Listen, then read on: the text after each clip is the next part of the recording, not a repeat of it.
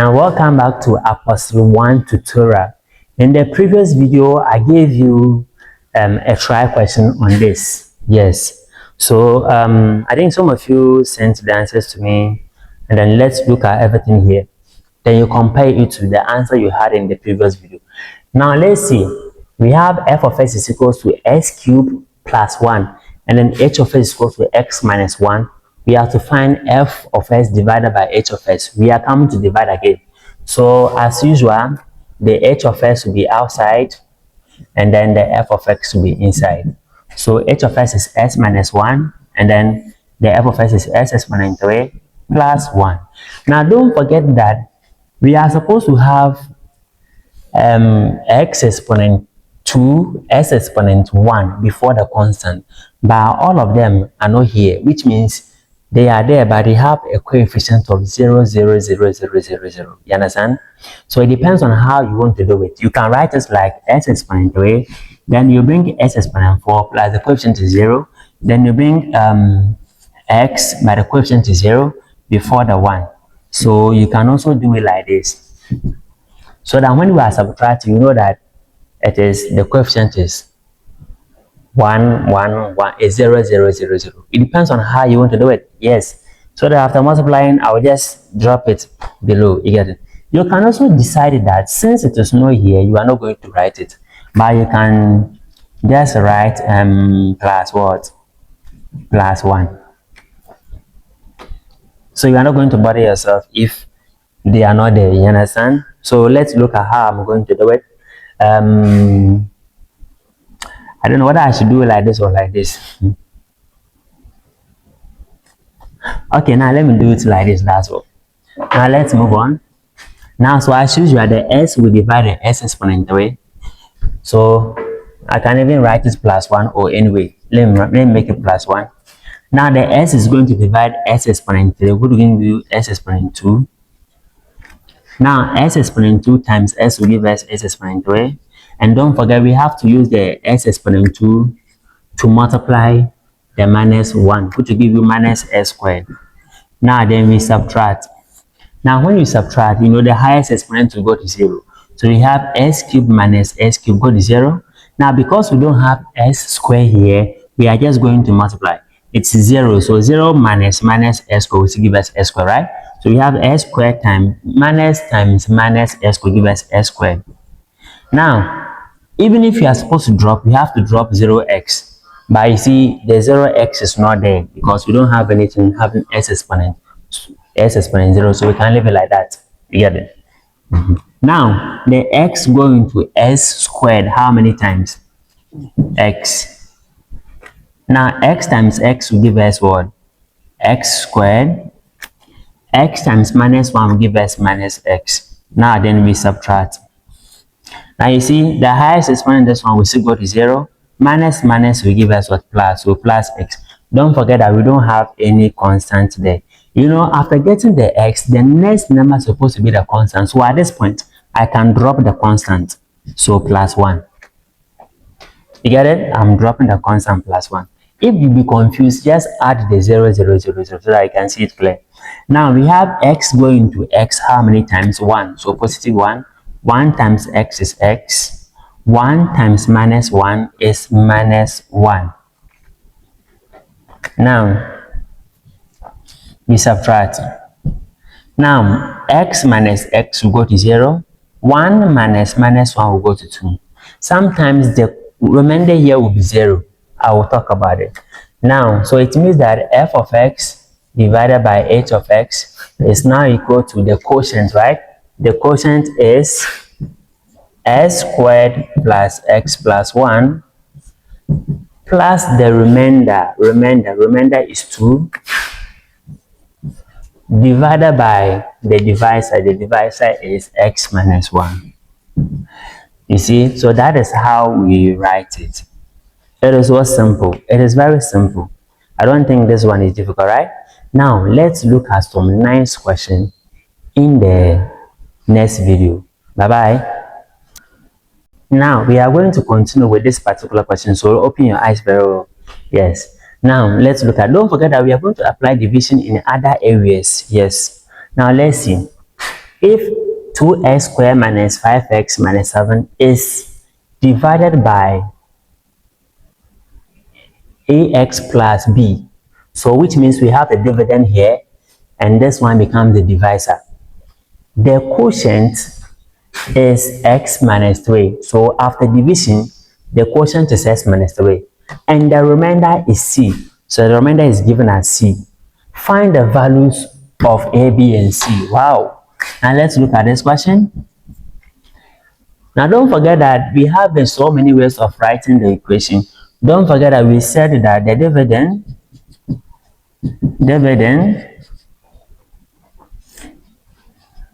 that is d in terms of x divided by divisor.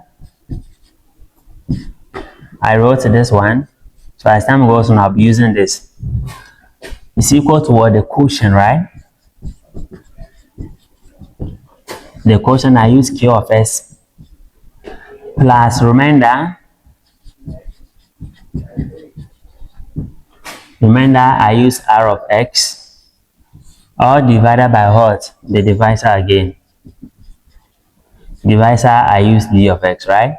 Then we ended up multiplying through. Then we said that dividend, don't forget, we said dividend is equal to what? Quotient times what? Divisor plus remainder. That is, the d of x is equal to q of x, d of x plus what? R of x. Now don't forget that we draw something like this, right? We end up getting something like this. So I'm going to use this approach to solve this particular question, because if I say I want to go to divide, I don't know a, I don't know b, so how am I going to divide? No, I can't divide. Yes, so let's use this particular approach to solve it. Now, because we have the dividend here, I am going to use this one. So let's go. So I have dividend is equal to quotient multiplied by divisor plus remainder. Now, if this one is divided by this, we have the quotient here, and we have the dividend here, which is 2x exponent 2 minus 5x minus 7. Now, equal to the quotient. The quotient is x minus 3. Multiply by divisor. Divisor is ax plus b. The remainder. And the remainder is c. You see how the thing is? Now let's see how we're going to do. So this one is equal to, I want to maintain this one and I'll simplify this. Now, x times as will give us ax squared. This one times this one gives us bx. Now, this is how I'm going to solve. How I'm going to solve is that I am going to expand this one for it to look like this. Then after that, I'll compare the coefficient of x squared, compare the coefficient of x, and I'll compare the constant to get the values of a, b, and c. That is what I'm doing here. Now, minus 3 times a will give us minus 3ax. Minus 3 times b give us minus 3b plus c. Now, let me rearrange as squared. Now, this one and this one, I'm going to factorize x out. S will be 3ax. Now, I managed to factorize x out here. Then we have minus 3b plus c. It means that 2x exponent 2 minus 5x minus 7. By comparing, you will see that coefficient of s squared here is a. Coefficient of s squared here is 2. It means that our a is equal to 2. Now we are still comparing.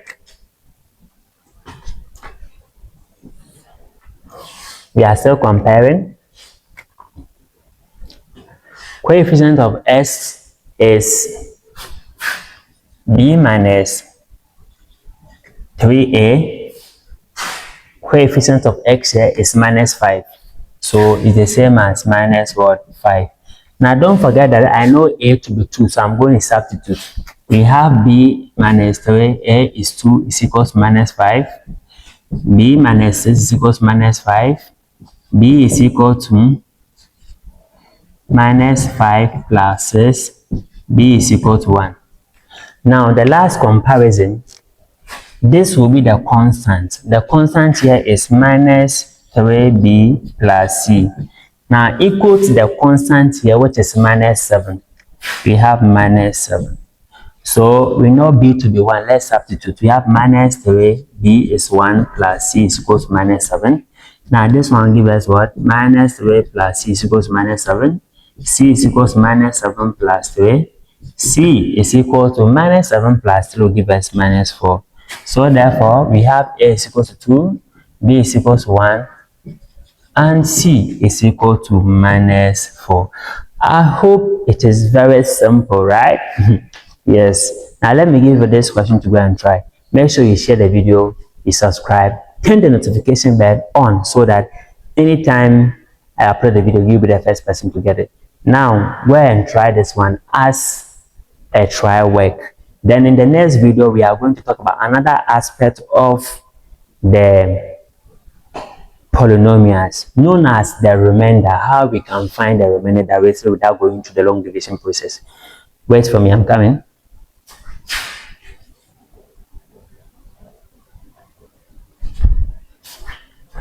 Okay, so I'm giving you this nice question. You see, I'm giving you this nice question for you to do it. Yes.